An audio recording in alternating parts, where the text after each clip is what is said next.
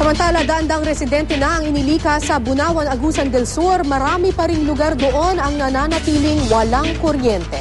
May news to go si Jiggy Manikad.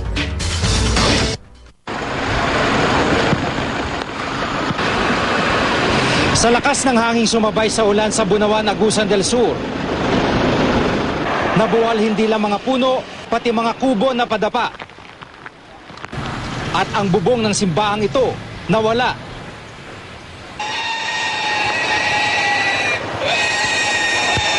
Ang mga residente sa barangay Poblasyon pilit na isinasalba ang kanilang kabuhayan. Sa pagtaas ng tubig sa Simulaw River, tone-toneladang troso, kawayan at nyug na tinangay ng ilog ang tumambad sa mga residente.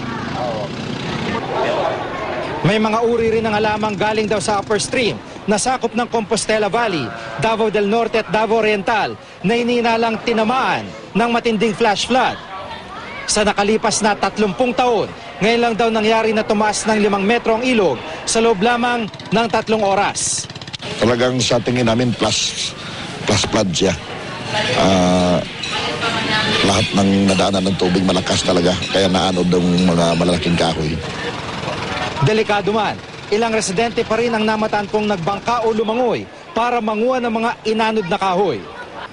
Ang mga naanod na kahoy sa Simulaw River, delikado rin daw dahil pwedeng maanod hanggang sa karugtong nitong Agusan River at makaapekto sa mga komunidad tulad ng Butuan at Agusan Marsh.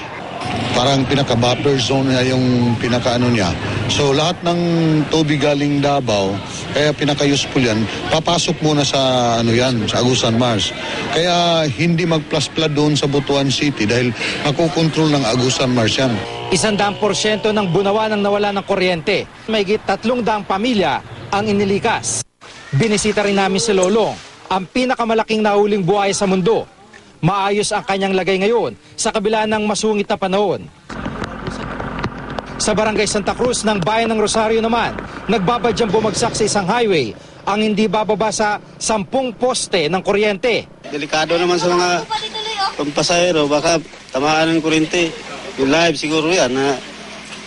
Kaya nga, buti sana maayos. Mga alas 5, malakas yung hangin. Huminto siya mga alas 8. Tulad sa Bunawan, wasak din ang maraming bahay. May mga nabagsakan ng puno o kaya'y nawalan ng bubong. Yung yero sa kapitbahay namin, sir, dito pumunta kasi may ipo-ipo. Dumaan yung ipo-ipo, dito bumagsak sa kanila. Pati mga palay, pinahiga ng hangin. Jiggy Manikad, GMA News.